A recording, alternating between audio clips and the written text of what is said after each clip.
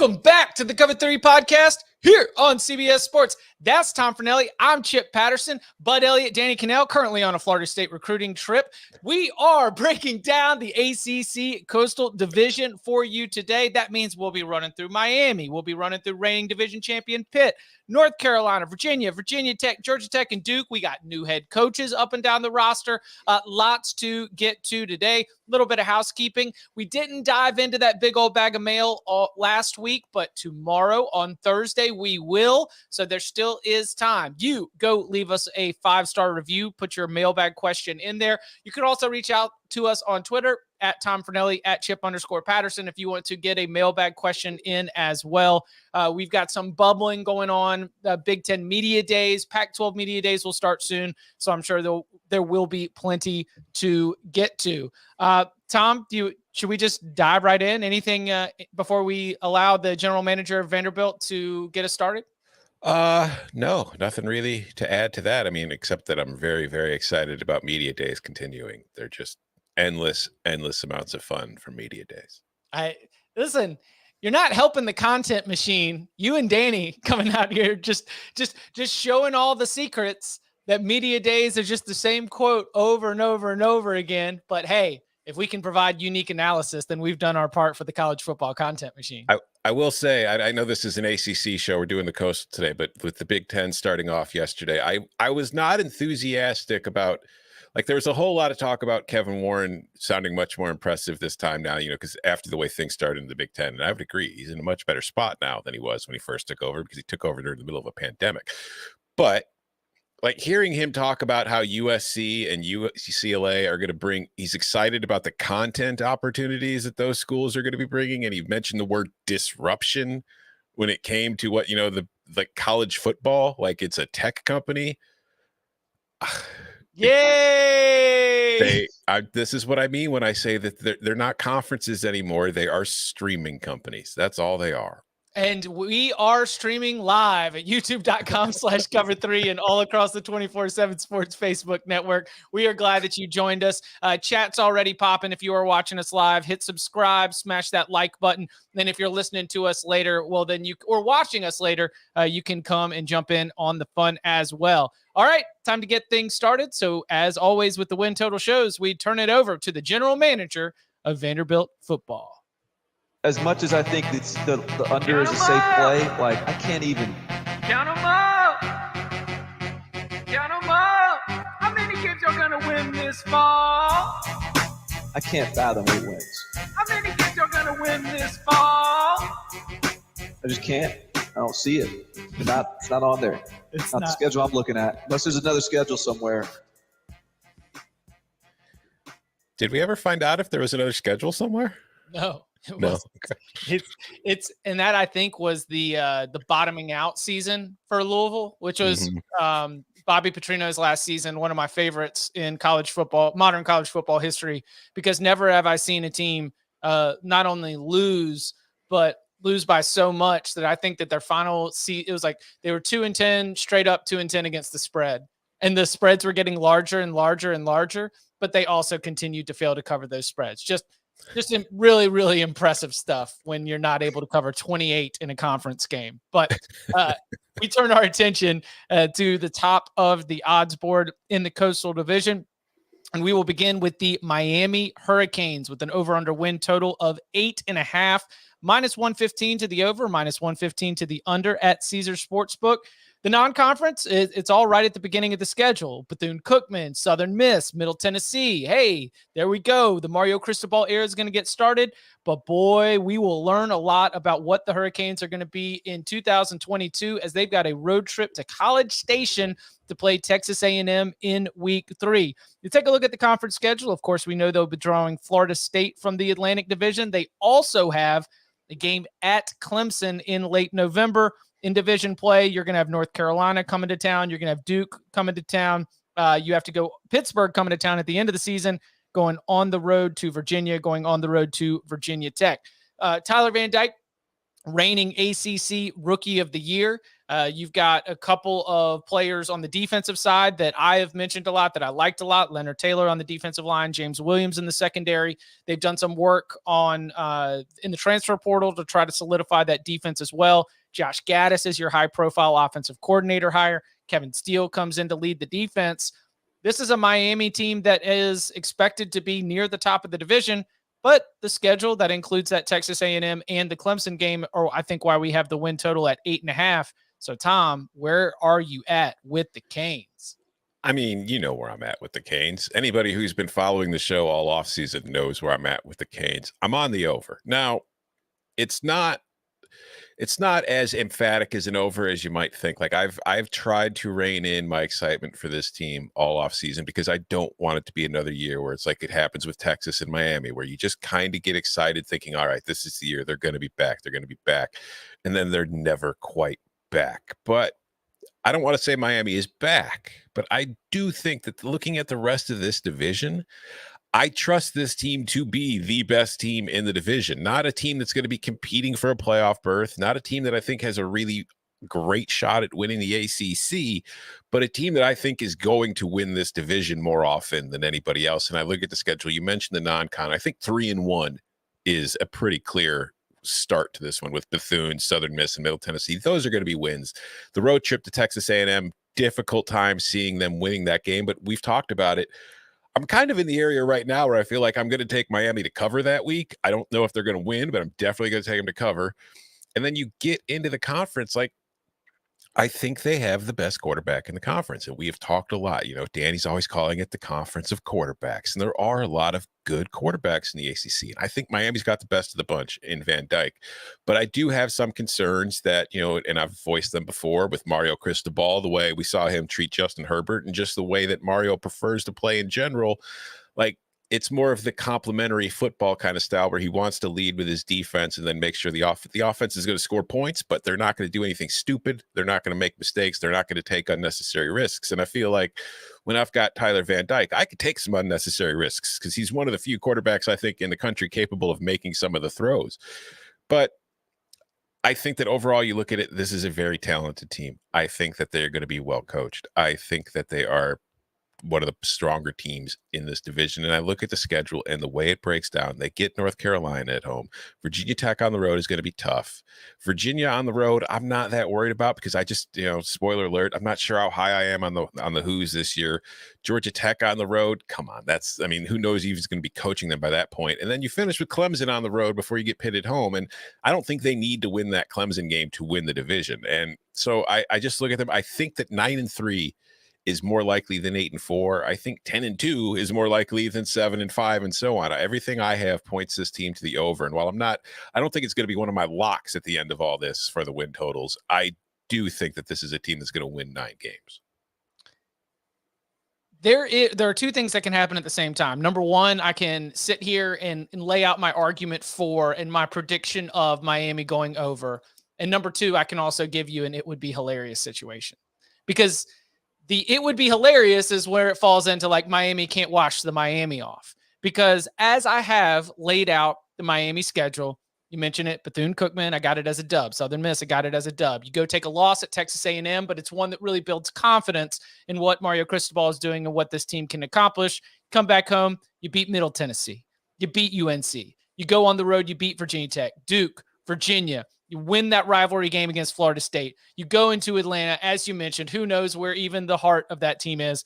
And then I could see them just losing both of them. I could see in the same way that in the 2017 season, Miami reached, I think, number 2 in the college football playoff rankings with like a 10-0 start after beating Notre Dame at home and just going on that long run, great defense, sort of piecing together the offense with duct tape. But then at the end of the year, they lost their final 2 games and maybe even lost their final 3 games if you include the bowl game against Wisconsin as well. And so that's where the Miami at Clemson, next to last game of the season, they're both way up in the rankings and everything's sky high. Because I'll tell you what, the hardest thing for Miami to do is going to be to turn around from that Clemson game and be able to play its best football against a Pitt team that is going to be more than happy to make that game uncomfortable and is going to be very well prepared to turn that thing into a rock fight. So that end is so challenging. But yet, even as I have broken all this down and run all the Chipolytics, for the 8.5, I'm absolutely still going over. I think there is a gap. And even as I'm predicting a loss to Pitt, I think there's just a gap right now between Miami and the rest of the division that other teams are not going to be able to close that gap. And I think that Mario Cristobal, while the offense is not going to be able to put up the same numbers that it did last year, at least in terms of the passing game and Tyler Van Dyke, Bud Elliott was sitting next to me at the ACC football kickoff. And Tom, I got to see Bud's spreadsheets. There are so many tabs open at once. I have no idea what kind of a light glowing out of them. But on the spreadsheets, I could see the pass targets that are gone. And he pulled up Miami's, and we were sitting next to him. He's like, "Where? Who are these balls going to be going to?" Like the number of wide receivers and passing options, something that is going to be very concerning. And so I think that we can potentially see Miami do a little Oregon thing where they're just going to win at the line of scrimmage. They got an NFL quarterback, and he's going to be able to make the throws you need to make, take a couple of risks. But the Hurricanes, I believe, will win the Coastal Division. The Hurricanes, I believe, will go 9-3. Well, you mentioned that game at the end of the year where you think Pitt will be comfortable, rock fighting it up.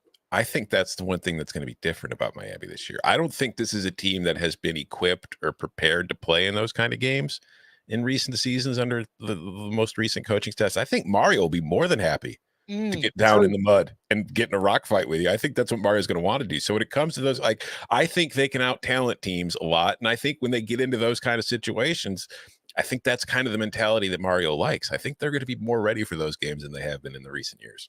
And in terms of the Coastal Division, as this will be our last year of the Coastal Division. It's really been a beautiful thing. I mean, 7 different division winners in 7 years.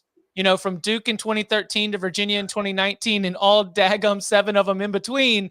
It really has been magical. So many 5-3 tiebreakers that all came down in the month of November. But I also want to point this out: the media did predict Miami to win the ACC Coastal Division at the media days.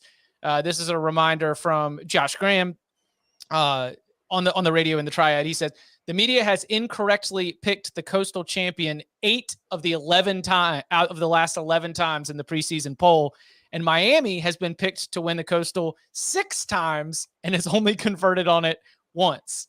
So history can be made if the Hurricanes picked to win the Coastal cannot have it break like it has 4 out of the last 5 times where they don't do it. And if they do convert after being picked to win the Coastal for only the 2nd time at ACC Media Days. Wasn't there something similar though with the SEC for a few years there? The media couldn't pick the winner of the league either. Was it the entire league or was it the West? I can't remember. It was something like that, but it was either the West or the league, and they got it wrong for 6 or 7 straight seasons. And I think the lesson here is not so much that football is unpredictable as much as the media is very dumb. No. The media is lazy. Not necessarily. Okay, that's a great way to put it. Yes. Because if I remember the stretch included Auburn wins it in 13, Auburn wins it in 17, LSU wins it in 19, and I would bet that most of those years was just Bama. Well, because here's the one thing, if for listeners and viewers, here's a peek behind the curtains when those things come out, like you said, you release the media preseason polls, this team's going to finish first, and it had 45 first place votes. Those are sheets of paper generally given to us when we show up at the event. They're quick, fill this out. So there's usually not a whole lot of thought. Now, some people go through a whole bunch of prep for that kind of thing, but I would say 80% of the voters are just all right, this team's going to finish first, this one's second. So don't put too much stock into that. And don't forget the groupthink that happens at the hospitality section. At nighttime, because that's just packs of sports writers just looking at you. Who you got? Well, I got this, and then all of a sudden everybody's on the same page, and oftentimes it is the wrong page. Yes, chat does mention Even Georgia Tech got a vote to win the Coastal. Anything, absolutely anything can happen. They let anybody vote. How many games are going to win this fall? So we turn our attention to the reigning ACC Coastal Division champs. They won the division for the second time last season. It is the Pittsburgh Panthers. They've got an over-under win total of 8.5 at Caesar Sportsbook.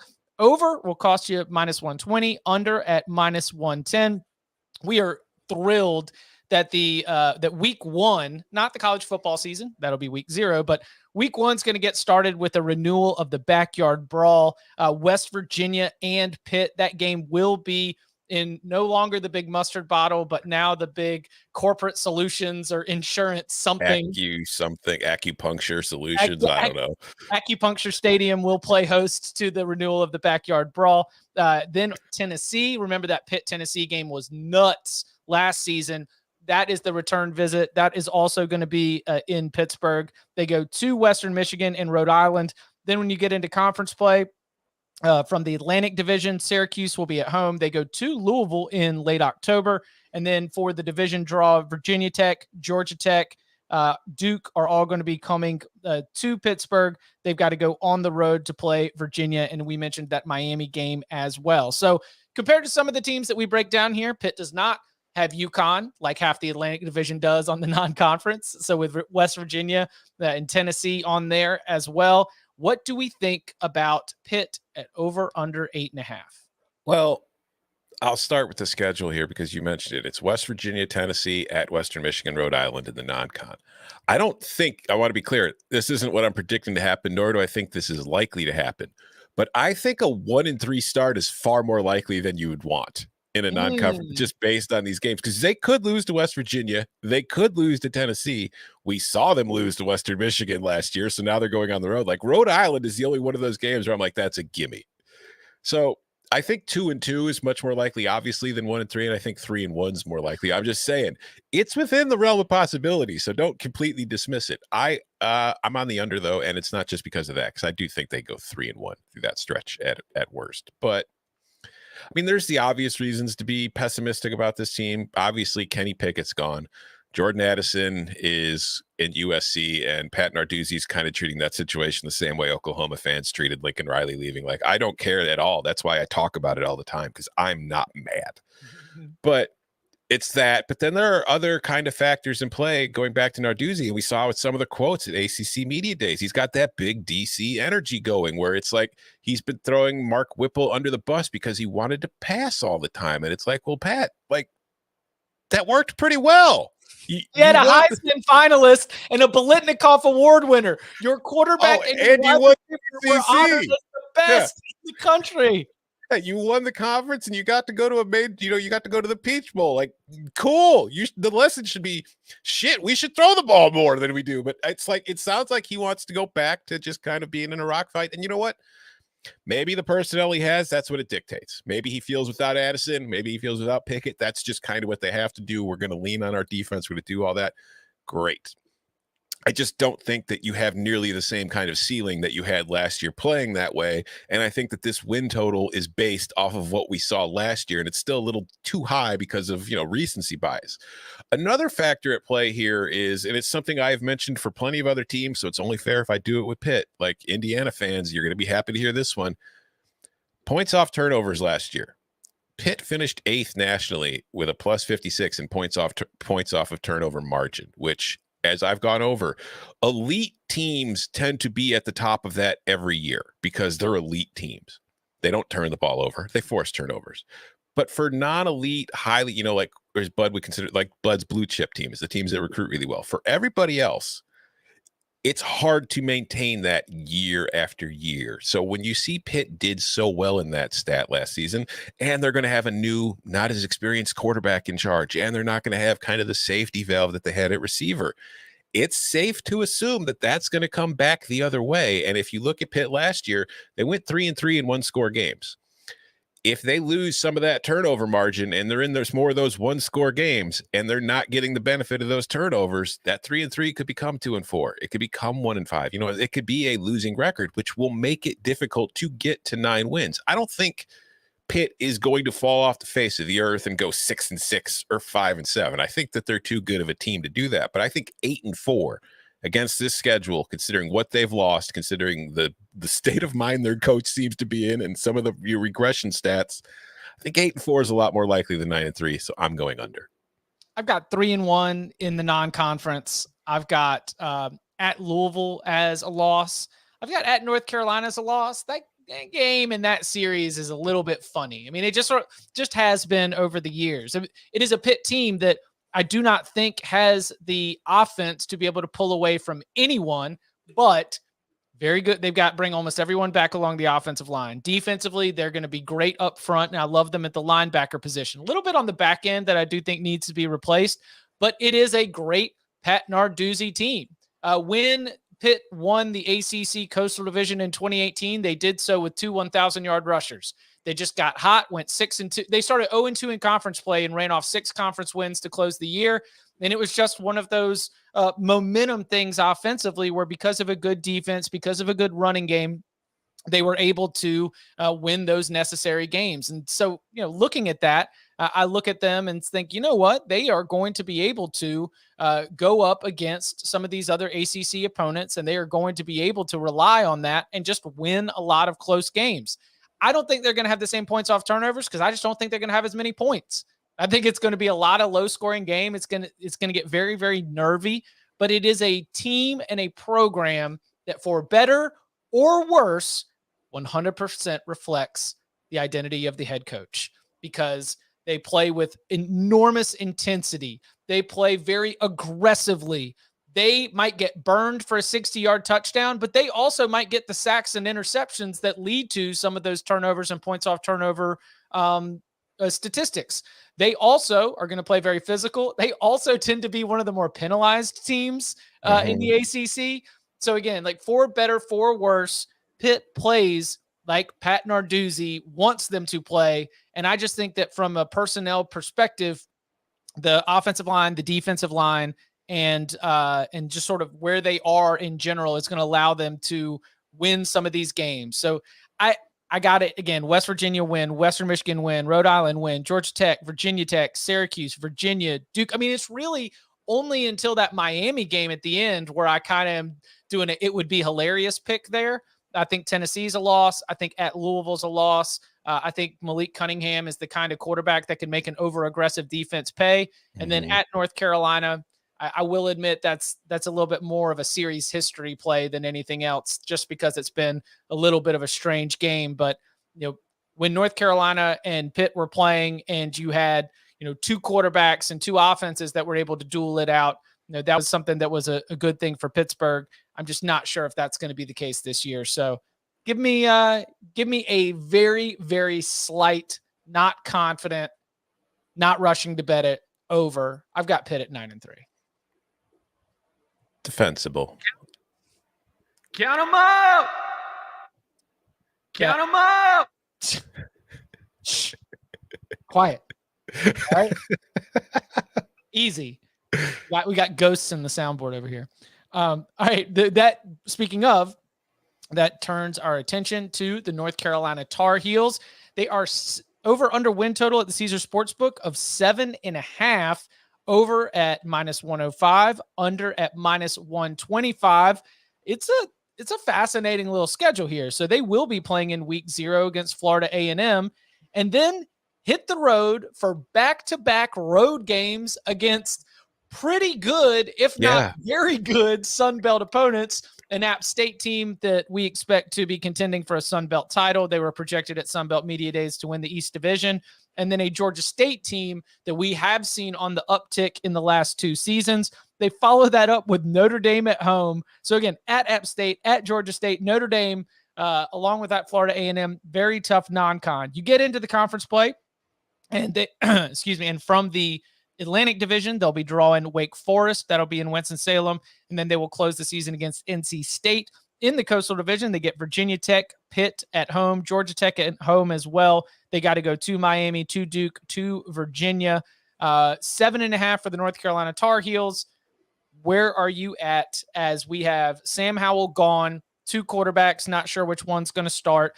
Gene Chizik comes in as our new defensive coordinator. How do you read this team? Not betting anything here. My projections, the total's at 7.5. My projections, I don't have as many spreadsheets as Bud, but I do have my own. I have North Carolina at 7.7 wins. So that's kind of where I stand on the over by 0.2.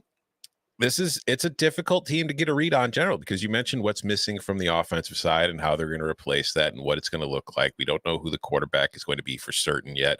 Defensively, they were awful last year. Gene Chizik's coming in, but Gene Chizik, he's been sitting at a desk in the SEC network for the last few years.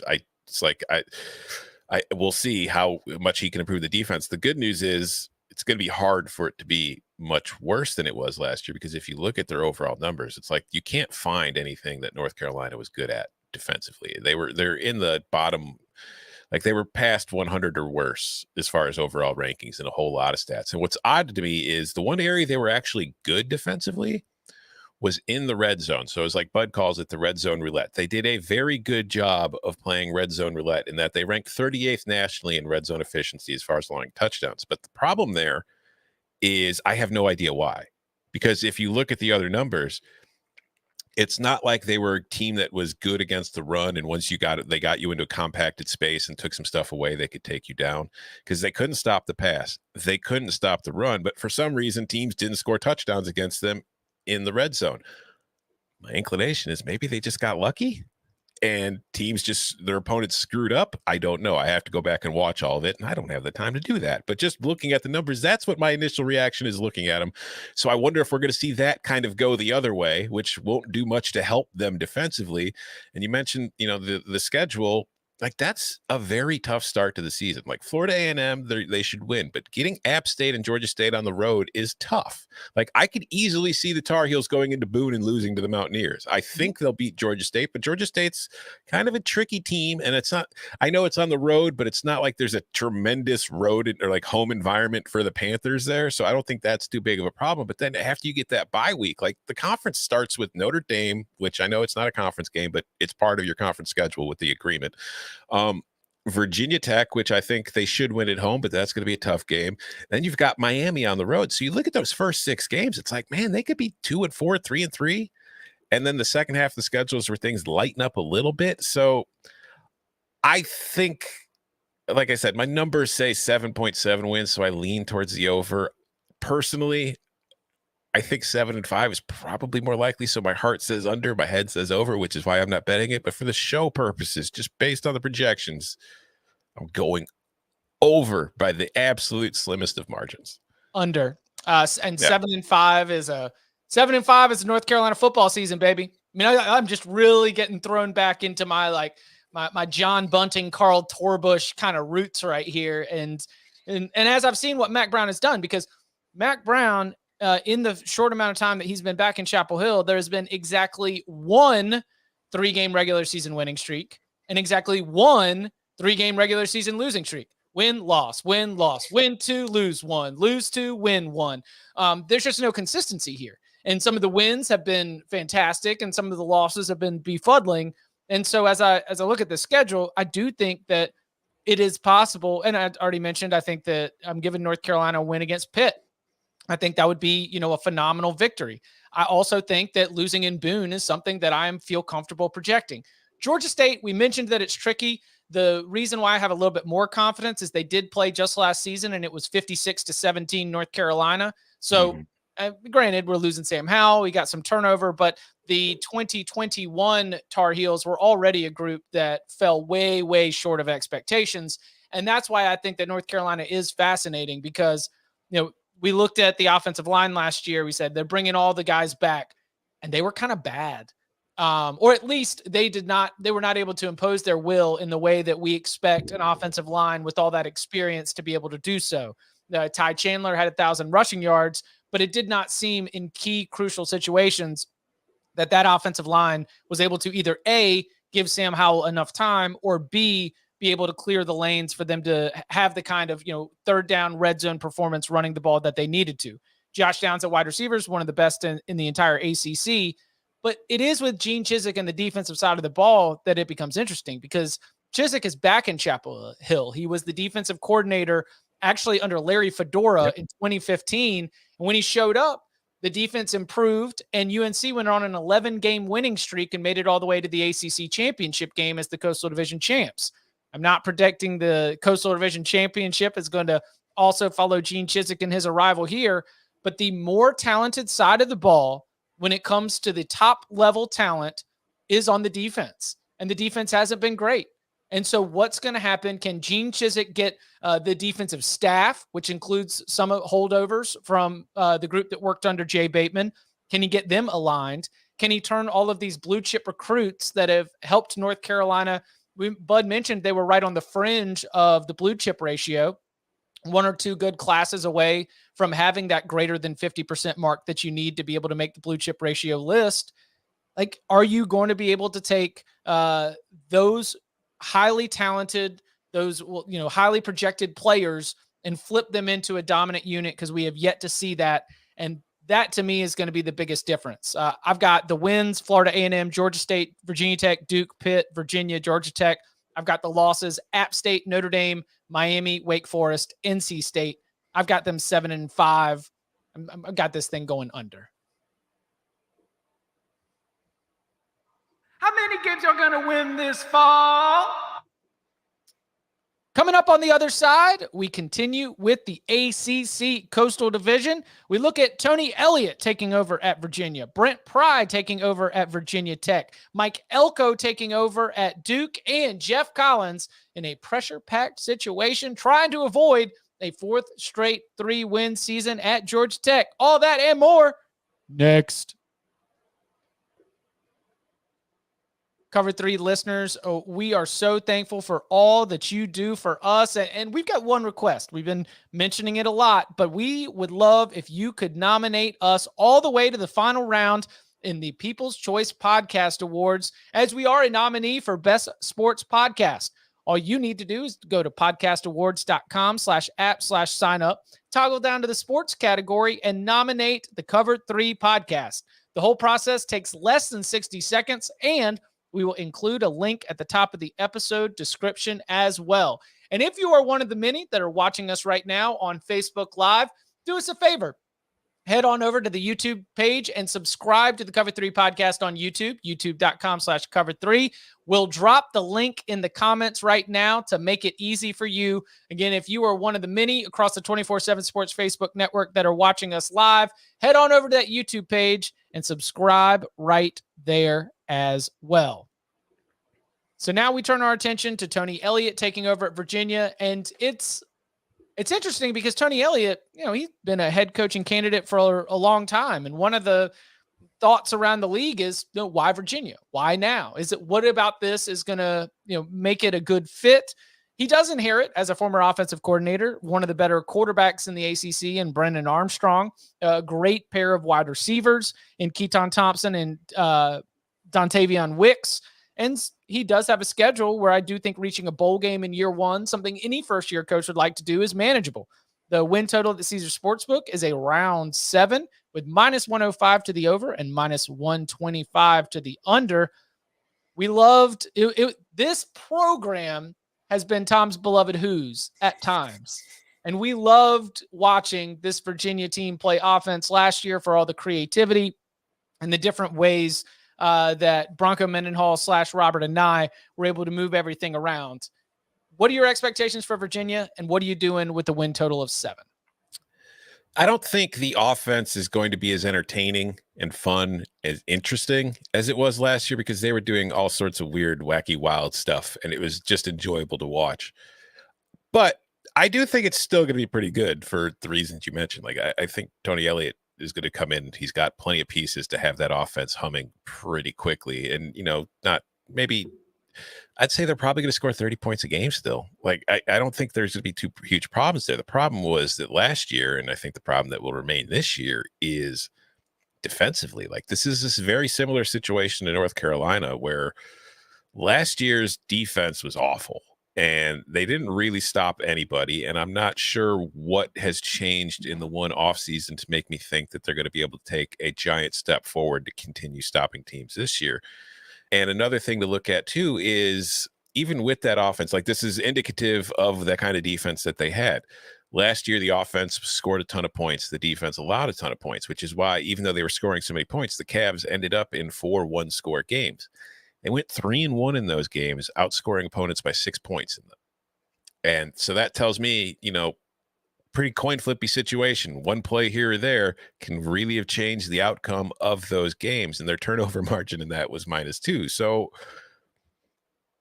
I think that they could have just luck turning against them a little bit, which would make it harder to go over. And when I look at the schedule, Richmond is a win. Illinois on the road, I'm giving to the Illini, but I think they can win that game. Old Dominion at home should be a win. Syracuse on the road, that's a coin flip. Duke on the road, win. Louisville at home, we're high on Louisville this year. I don't see that being a win for the Hoos. Then they get Georgia Tech off the bye on the road. I think they can win that. But you get to that last half of the schedule, man. It's like then you go on the run of Miami, North Carolina, Pitt, and Coastal. They're all at home. But that's a tough 4 games. Like Miami, North Carolina, Pitt, and Coastal is going to be a good team. And then you finish up having to listen to Enter Sandman at Lane Stadium against Virginia Tech, a team that you've beaten a few times recently, but for the most part, you haven't had the best of time against your in-state rival over the last few years, particularly at Lane Stadium. So I think that this team is going to finish 6-6. I think they're going to get to a bowl game, but like 7-5, which the total is at 7. 7 seems like probably the best case scenario here. So it's hard for me to go over because I just don't see 8-4.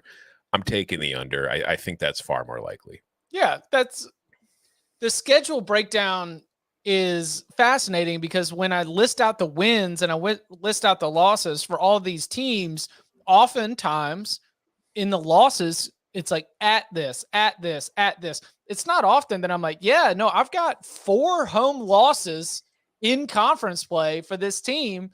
But from October 29th to November 19th, as you mentioned, 3 of the top teams in the ACC Coastal Division and one of the Sun Belt picks to potentially win in Coastal Carolina. That is going to be a test of, and here we go with the knuckle dragging again, like Scott Stadium.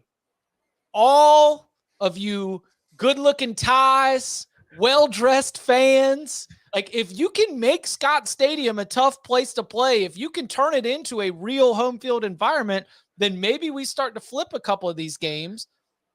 I just struggle based on history, both recent and historical, to look at Scott Stadium across the ACC as a place where you are going to have a big-time difficulty dealing with the environment. I say the same thing about Chapel Hill. I say the same thing about a lot of ACC schools. I think that is really, really difficult to play all of those top opponents, Miami, North Carolina, Pitt, and Coastal, all in a row. And maybe you flip one of them, but I've got them all as losses. I've got at Illinois as a loss, and I've got at Syracuse as a loss. I think that could be tough just because it's early in the season. And I mentioned the Robert and I factor here. I mean, that is like Syracuse's offensive coordinator came from Virginia. Certainly plenty of personnel notes about what Syracuse's defense might be able to do against Brennan Armstrong, and Syracuse will need it in the worst way. So that's where I think I go. I'm giving the edge based on like established head coach gets the rookie early in the season. If Syracuse and Virginia are playing in late November, I go Virginia, but because they're going to be playing in late September, I gave it to Syracuse. And like you mentioned, with a round number of 7, 8-4 would be a fantastic debut for Tony Elliott. I think 6-6 is far more likely. Yeah, I think Virginia, like every year there are those teams where you don't have high expectations for them, and then they get off to like the good start. And then everybody's like, hey, look at these guys. Pleasant surprise for this school. And then the second half comes and they, come crashing back to earth. I think Virginia is a very strong candidate for being one of those teams this year.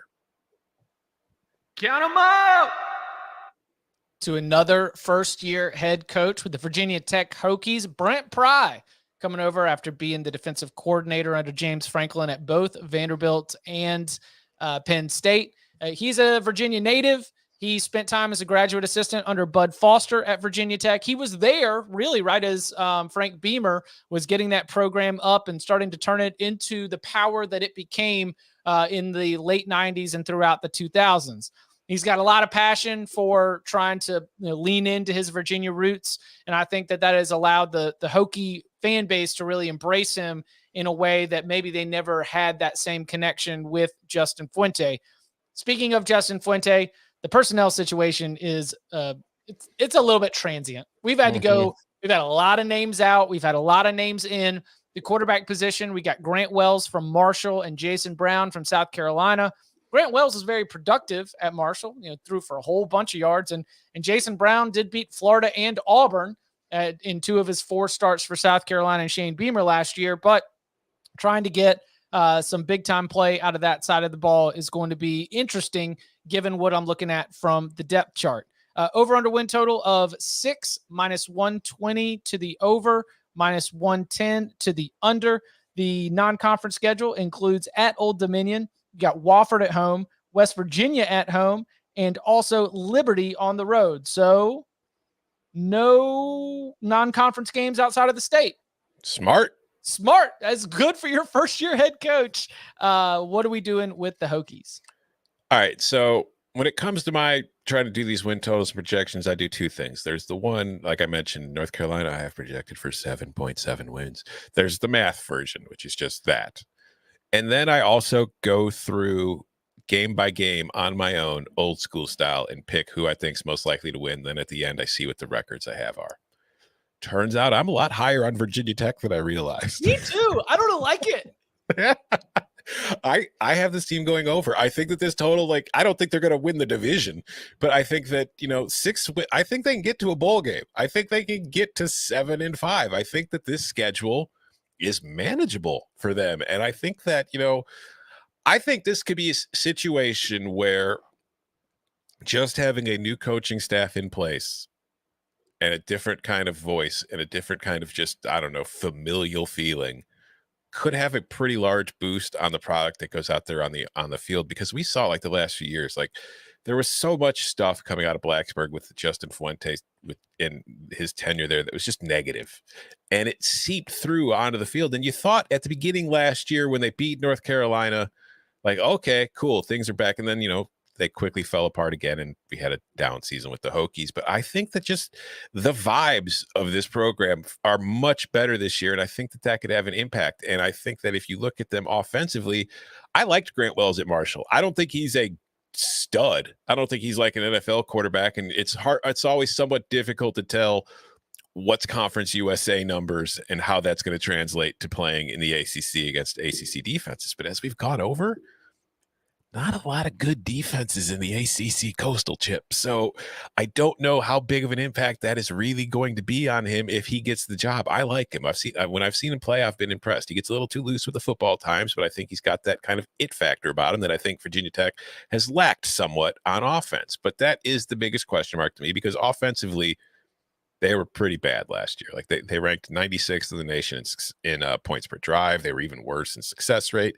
They could not really run the ball all that well. They definitely couldn't throw it. So it's how much improvement are we going to see from them offensively? Because I do think Brent Pry's defense is going to be fine. And I do think we're going to get back to the kind of cultural blueprint that had been Virginia Tech for so long, where they're going to play good defense and they're going to be good on special teams. And offensively, when they're good, they're going to have great seasons. When they're not, they're just going to have good seasons. So if that offense can improve on last year, I think this is a team that can get to 7-5. And I think it finishes 7-5 a lot more often than it finishes 5-7. So go Hokies, go over. But 7-5 is the cap.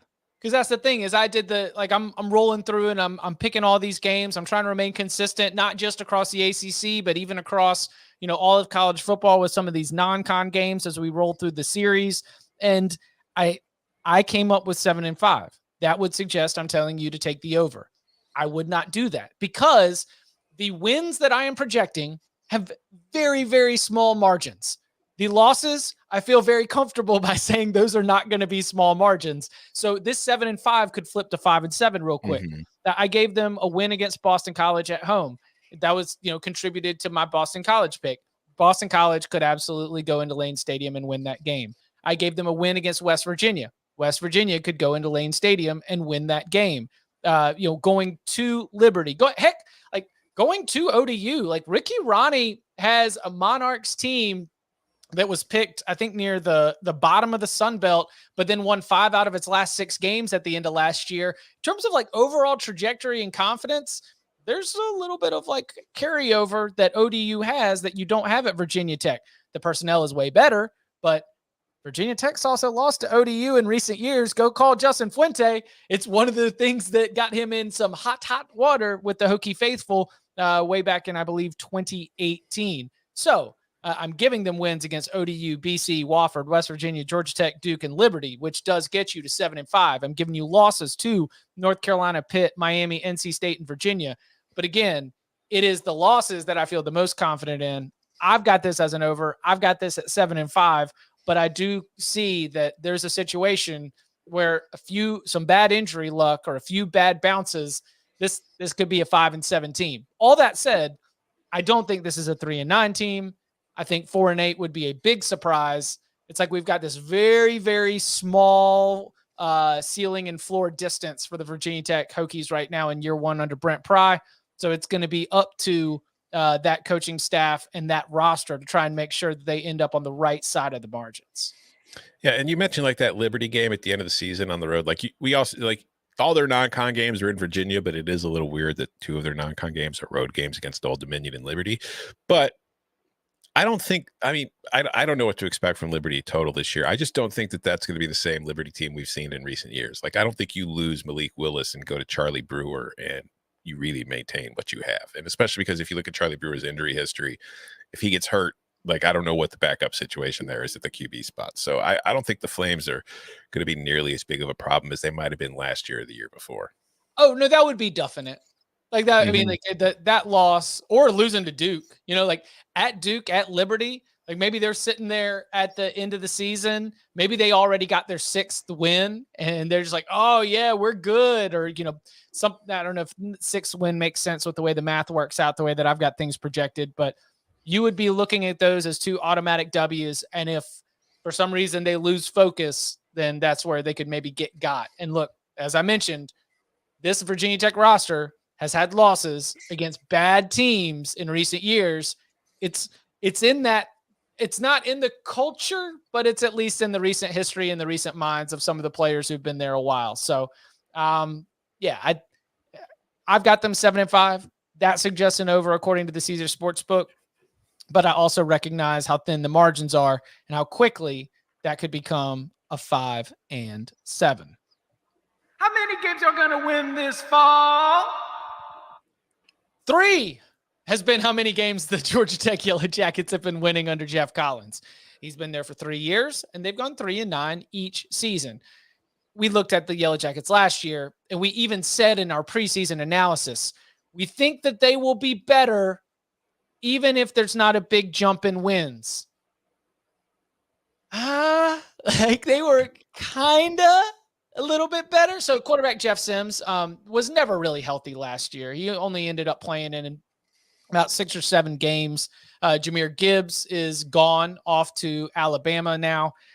Defensively, some of the best players are off to the transfer portal as well. We've had some staff shakeup for Jeff Collins. He's leaned on the transfer portal to try and bring in some help. But the schedule, as it was last year, and as it is often for Georgia Tech, it's just absolutely brutal.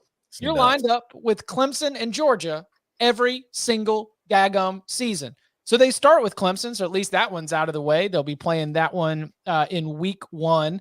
Then they turn around and play Western Carolina. That is the alma mater of Jeff Collins. Ole Miss at home, at UCF. I mean, if you're trying to get Jeff Collins out of the paint, handing him Georgia, Ole Miss, and UCF on your non-conference game is a great way to do it. From the Atlantic Division, in addition to Clemson. Oh, it's just Florida State in Tallahassee. I mean, Tom, The over-under win total at Caesar Sportsbook is 3.5 at minus 115 to the over, minus 115 to the under. What do we do here with the Yellow Jackets? That is extremely optimistic, Caesars. Like, under.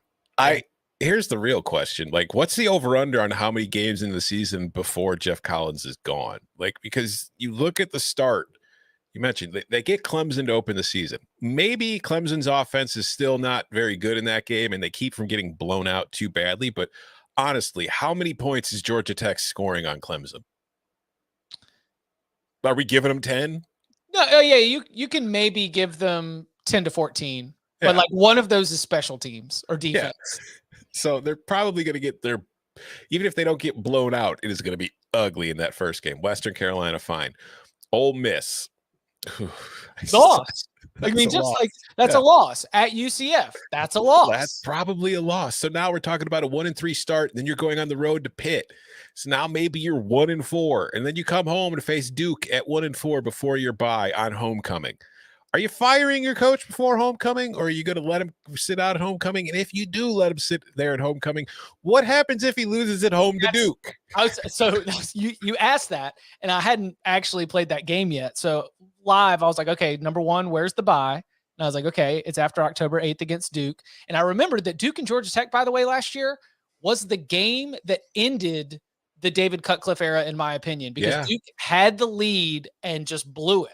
And Georgia Tech was able to, my words, steal the win, and it just ripped the heart out of the Blue Devils, and things sort of crumbled after that. Remember that Duke team beat both Kansas and Northwestern last year. We'll get to those games coming up in a little bit in terms of the return visit, but Duke can beat Georgia Tech. Don't let Mike Elko walk into Bobby Dodd Stadium and hand Jeff Collins his 5th loss of the season on October 8th heading into the bye week.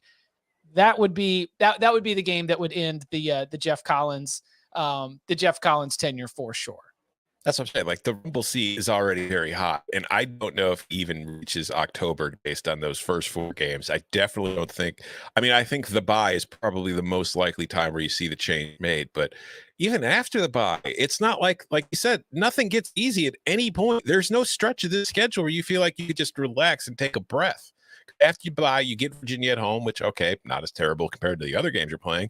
But then you're on the road to Florida State. Then you're on the road to Virginia Tech. Then Miami's coming to town. Then you're back on the road to play North Carolina and Georgia. So you get those home games to start, but then you're finishing with 4 or 5 on the road. And like you said at the top, Jahmyr Gibbs is gone. That's your best player on offense. I don't know what you brought in to be able to replace that for an offense that even with him last year, and you mentioned, Scott was hurt, or Sims was hurt. So that, maybe you see some improvement there by having him healthy for the full season. But man, I don't look at this team and see a spot where I could feel confident saying this position group is going to be better this year. This part is going to be better. This, like coaching, position, player, whatever. There's nothing I can look at and say I see signs of legitimate progress that I can count on. And I can see plenty of places where I'm very concerned about getting worse. And then I look at this schedule, and it's like you said, we mentioned last year, this is a team that might be better and finish with the same record. I don't think this is going to be a team that's better this year. I think it's going to be the same team we saw. I'm going under. They're 3-9, maybe 2-10. Yeah, I've got it at 2-10. Virginia could be a win. Maybe you go and you do beat UCF. I see this situation breaking, like you mentioned. So they do come back from the bye. The Virginia game is on a Thursday night. Then you've got 9 days off before the trip to Florida State. Maybe they beat Duke, but then lose to Virginia on a nationally televised Thursday night game, and that ends up being what does it in. Jeff Collins has been he came in with a lot of buzz. No, buzz. I'm sorry. He came in with a lot of buzz. He came in with a lot of energy. He was going to, had all these, catchphrases and gimmicks. And we remember it was the above the line. We don't release a depth chart. We just release this new era. These are the players who are expected to play.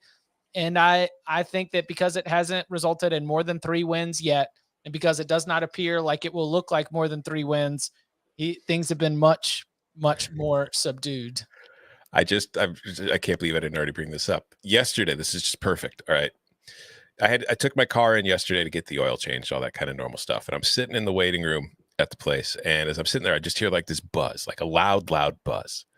I'm like, what the hell is that noise? And I look over and there's a very large bumblebee that's stuck inside that can't get out. Like it's flying into the window, into the window, into the window. So I asked the attendant, I was like, do you have like a cup or something? I'm going to get this thing out. So I go over there. And again, the thing was like this big. It was a giant ass, but it was a bumblebee. So whatever. But I get the cup on it. I put the thing in. I take it and I take it outside and I let it go. So it's, I don't know, it probably got eaten by a bird 2 seconds later. Who knows? But the point is, there's no me around with a cup to free that thing. Georgia Tech is just flying into a glass window over and over again, and it is doomed to die unless somebody else comes and saves it. Who will come save this beloved bumblebee? How many games are going to win this fall? And we wrap up the ACC Coastal Division with the Duke Blue Devils. Year 1 for Mike Elko. And an interesting line about Elko as he comes to take over, because he was one of the higher paid coordinators, defensive coordinators in all of college football, as when he took the job for Jimbo Fisher at Texas A&M. He's been one of the more, well-renowned defensive coordinators. He was hired by Notre Dame away from Wake Forest. But the line that stood out was, don't think of him as the Texas A&M defensive coordinator. Think of him as the Notre Dame and Wake Forest defensive coordinator, as someone who, based on his own experience and based on the time that he spent at smaller programs with Dave Clawson, is going to be able to be the right fit for Duke. Got a chance to meet him in Charlotte. I think that he's got a good idea of the long-term plan. But guess what?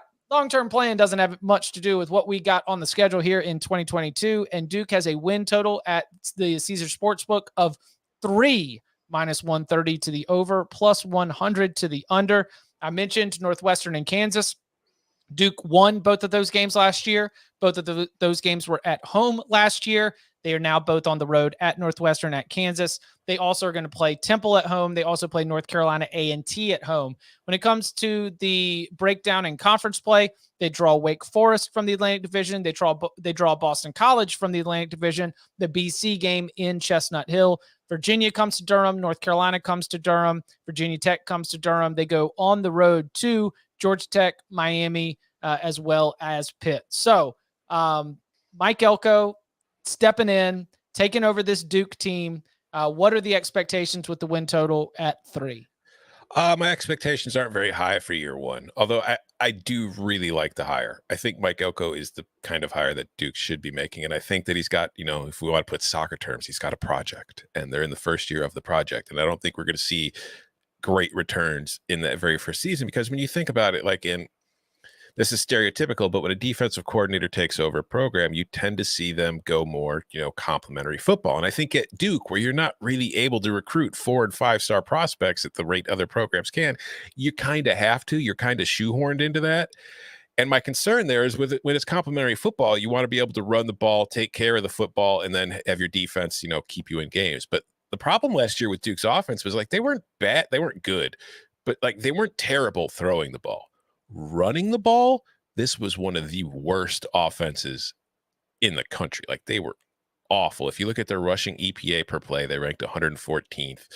Overall EPA, they were even worse. It was a very bad thing. So it's I don't know if they're going to be able to improve enough in the run game in year 1 to have immediate results. So for me, I think that's going to be one of those things to look at. If they can run the ball well, they might be able to exceed expectations in year 1, because defensively, Mike Elko's had good defenses where he's gone. I think that he's got smart schemes, and I think they're going to be sound there. But when I look at the schedule, the first month of the season is going to decide whether this team goes over. Personally, I have it as a push. I think they're beating Temple. I think they're beating North Carolina A&T. And then it's those 2 road games against Northwestern and Kansas that are really going to decide whether they go over or under. If they win both of those, they're 100% over, obviously. If they lose both of them, I think that's going to be really difficult for them to get 2 wins in conference. If they split, then you're just looking can they get Georgia Tech on the road? Can they get Virginia Tech at home? Can they maybe pull an upset at BC? I think push is more likely. I lean, again, this is another situation where the math, when I did it with my head and just went through the games, I had them at 3 at 9. My math has them at 2.8. So it's a slight lean to the under. Duke is really disappointed that Temple decided to fire Rod Carey. Duke would have loved to know that it was Rod Carey leading Temple into Durham for that game. Duke has some experience having faced Northern Illinois led by Rod Carey, a game that went Duke's way, and Duke would have loved to do it. Still, I think that Duke should feel comfortable that Temple can be a win. North Carolina A&T can be a win. How about this? Tell me what you think. I think that at Northwestern is a more likely win than at Kansas. Yeah. I mean, I'll go with not by much, but yes, I agree. Because the Kansas team that Duke played early last season was not as good as the Kansas team by the end of the season. And the Kansas team that I'm expecting when Duke plays them again will be so much better that it will be a shell-shocking experience for Duke's players if they go into that game thinking like, oh, man, we got these guys last year. This is going to be an easy win. So I've got this as an under. Push to under, where Temple and North Carolina A&T are the definite ones. At Northwestern, I've got it currently as a loss. Wouldn't be surprised to flip it to a win. The Georgia Tech game, as we mentioned, on some, not it would be hilarious, but it would be something.